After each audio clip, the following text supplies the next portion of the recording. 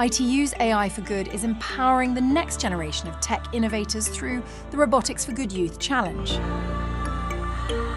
With a competition with Food and Agriculture Organization on food security. Auspiciado por las Naciones Unidas, la Robotics for Good Youth Challenge. Estas Olimpiadas Nacionales permitieron a los jóvenes demostrar sus habilidades en robótica y programación luego de meses de arduo trabajo en equipo.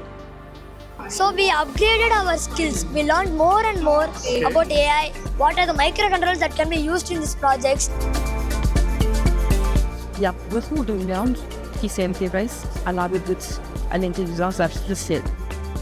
Competitors aged 10 to 18 from 60 countries gather to compete with their robotic solutions to address agriculture and food security. It's more than an educational competition. It's a global movement. In this edition, the journey reaches an exciting chapter. Finalists from around the world will head to Geneva to compete in the 2026 Grande Finale.